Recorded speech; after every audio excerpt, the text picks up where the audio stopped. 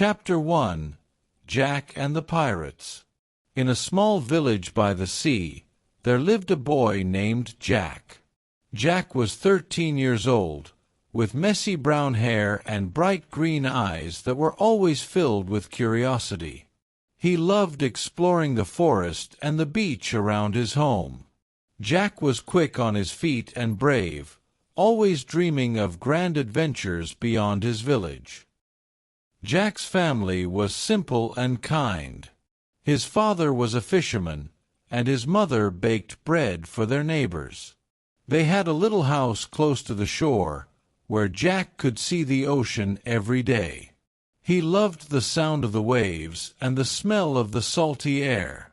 But more than anything, Jack loved watching the ships sail by, wondering where they were going.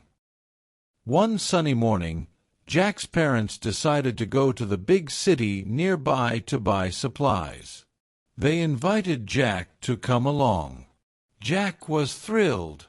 He hadn't been to the city in a long time, and he was excited to see all the shops, people, and, of course, the big ships at the harbor.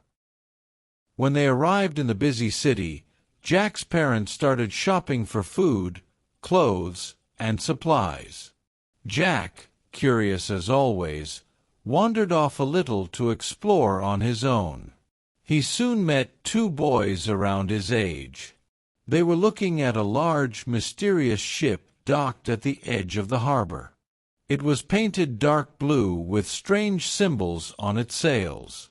It looked different from any other ship they had ever seen. "That's a pirate ship," whispered one of the boys, wide-eyed. Jack's heart began to race with excitement and a little bit of fear. But before Jack could say anything, strong hands grabbed him and the other boys from behind. They tried to scream, but the men were too strong. The boys struggled, but they couldn't escape.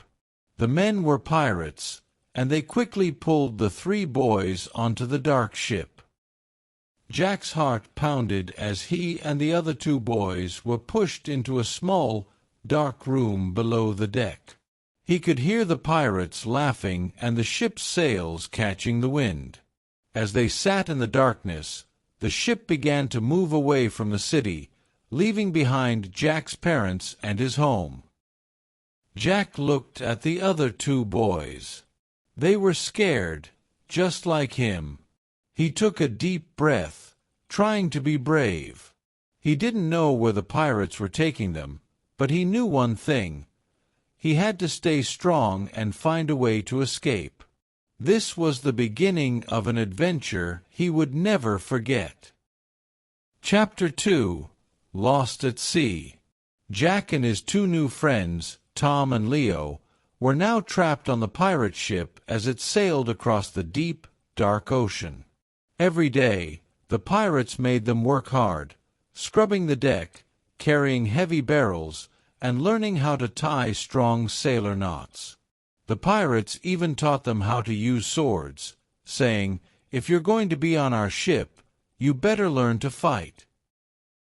At first, Jack was scared of the swords and the pirate captain, a fierce man with a scar across his face. But slowly, he got better at using the sword. Jack and his friends practiced every day, learning how to hold their ground and defend themselves. Jack found that he was actually quite quick with the sword, which made him feel a little bit braver. One night, while the moon shone brightly over the water, a strange noise came from the ocean. The waves started to rise, and suddenly a huge sea monster appeared. It was as big as the ship, with glowing yellow eyes and long, slimy tentacles that reached out from the water. The pirates shouted and tried to fight it off, using spears and throwing ropes to keep it away from the ship. Jack, Tom, and Leo stayed close together, feeling both scared and excited. They had never seen anything like this. Jack held onto his sword tightly, just in case the monster came too close. But the battle was rough. The monster's tentacles smashed into the ship, breaking the wooden boards and tearing the sails. Water began rushing onto the deck, and the ship started to sink. Pirates were running in all directions, some jumping overboard to escape.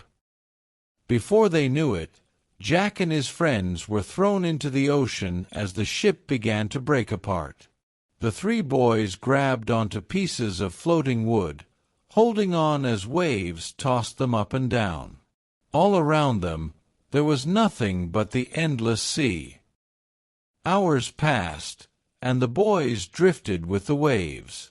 Just as they were losing hope, they saw land in the distance, a small, lonely island. With all their strength, they paddled toward it, finally washing up on the sandy shore, exhausted but safe. When they looked around, they realized they were the only ones who had made it. The pirate ship was gone, and so were all the pirates. It was just the three of them, alone on a deserted island. Jack looked at Tom and Leo, feeling a mix of relief and worry. "Well," Jack said with a small smile, "I guess this is our next adventure." The boys laughed, feeling braver together. They didn't know what lay ahead, but they were ready to face it, together. Chapter 3: The Island of Surprises. Jack, Tom, and Leo were now alone on a mysterious island. At first, they were a little scared, but soon they realized that this was their chance for a big adventure. There were no pirates, no ship, and no one to tell them what to do. The island was theirs to explore. The first thing they did was look for food and water. They walked along the beach and found some coconuts lying in the sand. Jack figured out how to crack one open by hitting it with a rock. The fresh coconut water was delicious. They drank it all up and laughed, feeling happy and strong. Next, they decided to explore the forest to find more food. They searched through the trees and found all kinds of fruit, bananas, berries, and even pineapples. Tom climbed a tree to reach some bananas, and when he tossed them down, Jack and Leo cheered. They were learning how to survive on their own. But they still needed a place to sleep, so they decided to build a small house. Using big leaves, branches, and some sticks, they made a little shelter near the beach. It was simple, but it kept them safe and dry. They were proud of their new home and decided to call it Camp Adventure. Each day, the boys played, explored, and learned new things. They learned how to fish by making simple fishing rods from sticks and vines. Jack was especially good at fishing, and soon he was catching enough fish for all of them. At night, they would cook their fish over a fire they had learned to make by rubbing sticks together. One afternoon, while exploring a rocky part of the island, Leo spotted something shiny inside a cave. "Look!" he shouted, pointing to the dark entrance. The three boys were curious, so they carefully walked inside the cave. The air was cool, and the sound of dripping water echoed all around them. As they went deeper, they saw something amazing: piles of sparkling gold coins, jewels, and shiny stones. They couldn't believe their eyes. It was treasure. Jack, Tom, and Leo looked at each other, their faces lighting up with excitement. They had discovered a hidden treasure right here on their island. They each took a small handful of coins and jewels, enough to carry with them, but they left the rest behind. They promised to keep the treasure a secret and only take what they needed. The boys left the cave, feeling like real adventurers. They had survived on their own, built a home, and even found treasure. As they watched the sunset over the ocean, Jack smiled and said, This island is the best adventure we could ever have." Tom and Leo nodded, agreeing. They didn't know what tomorrow would bring, but they were ready for anything, as long as they had each other and their secret treasure. Chapter 4. Captured by the Island Tribe. Jack, Tom, and Leo were having an amazing time on the island. Each day was filled with fun and games. They explored the forest, splashed in the ocean, and went on little adventures all over their new home. They felt like true explorers, discovering something new every day. One day, they decided to go back to the secret cave where they had found the treasure. "Let's just take a little more gold," Jack said with a grin. Tom and Leo agreed, so they made their way through the thick trees, laughing and talking about all the shiny coins they'd find. But when they reached the cave and stepped inside, they noticed it was much darker and colder than before. The air felt strange, and shadows danced on the walls. Just as Jack was about to pick up a gold coin, they heard a noise, a shuffling sound like footsteps. Before they could turn around, a group of islanders appeared from the shadows. These people wore clothes made of leaves and had bright paint on their faces. They carried spears and had fierce expressions. Jack, Tom, and Leo were trapped. The islanders quickly surrounded them, tying their hands with thick vines. The boys struggled, but they were outnumbered. The islanders led them out of the cave and deeper into the forest, far from their camp. The boys' hearts pounded as they wondered what would happen next. Finally, they reached a hidden village filled with small huts made of leaves and branches. The villagers placed Jack, Tom, and Leo near a large stone altar in the center of the village. They could hear the villagers talking in a language they didn't understand, but it sounded serious. Some of the islanders looked at them with sad, solemn faces. Jack's heart sank as he realized what was happening. The islanders thought they had angered the spirits by taking the gold from the cave, and they planned to offer the boys as a sacrifice to make things right. Tom and Leo were equally frightened, glancing around for any chance to escape. As night began to fall, the villagers started to prepare for a ceremony. They lit big fires around the stone altar, and the flames cast long, spooky shadows across the village. The boys sat close together, whispering plans and hoping for a miracle. Just as the villagers gathered around the fire, a loud rumble echoed from the forest. Everyone turned to see dark clouds forming in the sky and lightning flashing in the distance. The villagers gasped and looked at each other, murmuring in surprise and fear. At that moment, Jack had an idea. He motioned to Tom and Leo and whispered, "Maybe they'll believe we bring the storm if we act brave." The boys stood up straight and, with their faces as serious as they could manage, looked up at the sky and raised their hands, pretending they could control the storm. The villagers gasped, watching them in awe. Then, as the thunder grew louder, the village elder stepped forward. He looked at the boys thoughtfully and, after a long silence, nodded to the other villagers. The villagers untied Jack, Tom, and Leo, bowing their heads as if showing respect. The boys, still pretending to be powerful, walked slowly out of the village, hoping the islanders wouldn't change their minds. As soon as they were far enough away, they ran as fast as they could back to their camp. That night, under the stars, they promised each other never to go near the treasure cave again. They had learned their lesson. True adventurers respected the mysteries and the people of the lands they explored. They fell asleep feeling relieved, knowing that they had escaped a close call and learned a valuable lesson on their wild island adventure. Chapter 5. Escape to the nearby island. Jack, Tom, and Leo couldn't stop thinking about their close escape from the islanders.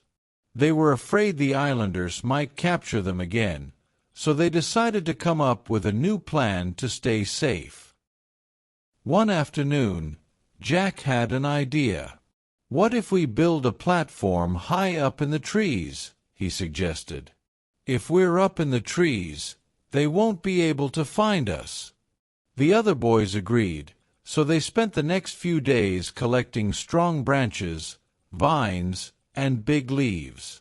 They worked hard, climbing the tallest trees near their camp and tying branches together to make a sturdy platform high above the ground.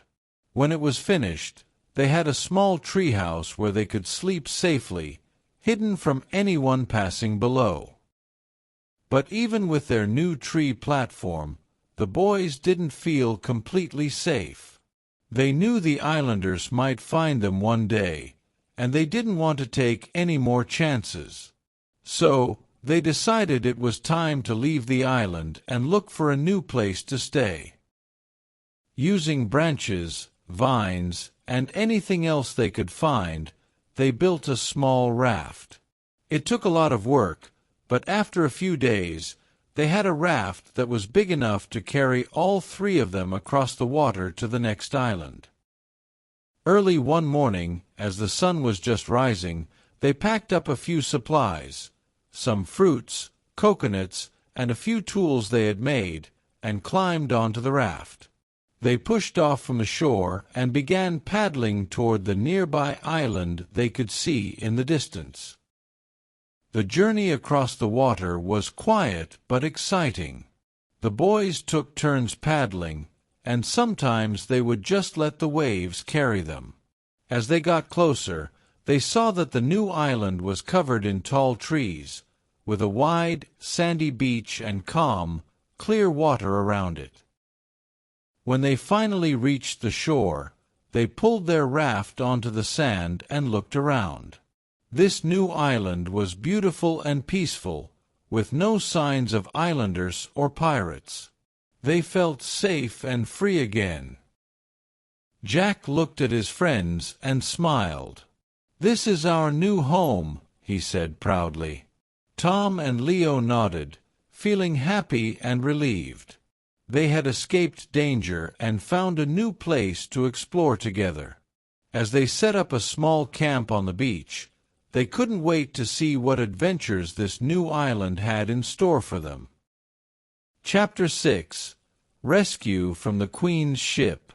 On their new island, Jack, Tom, and Leo felt safe and ready for new adventures.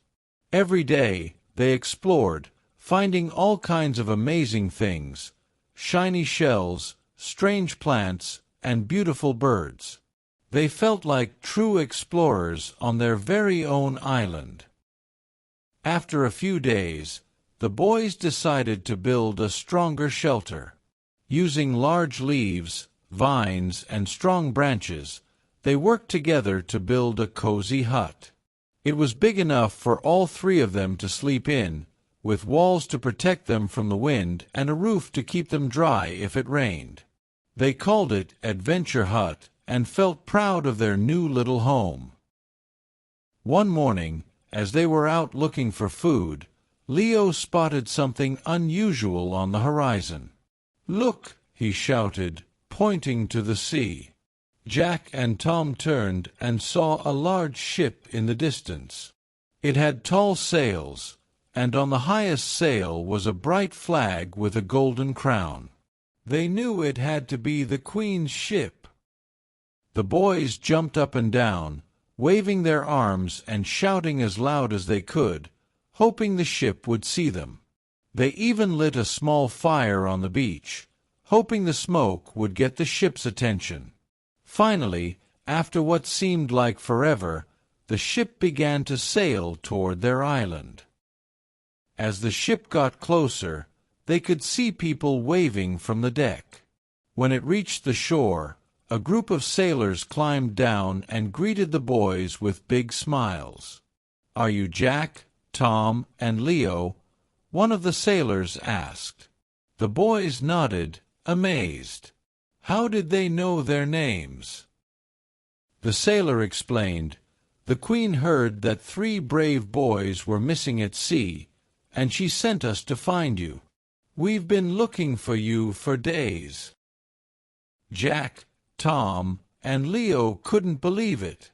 They were finally going to go home.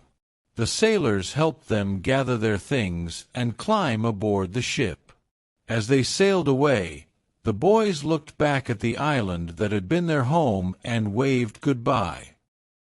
On the ship, the boys told the sailors all about their adventures, the treasure cave, the islanders, the tree platform, and their raft journey. The sailors listened in awe, calling them the bravest boys in the kingdom. As they sailed back toward home, Jack, Tom, and Leo felt proud and happy. They knew they would never forget their adventure on the islands and all the courage they had found in themselves. And though they were excited to go home, they knew that someday they'd be ready for another adventure.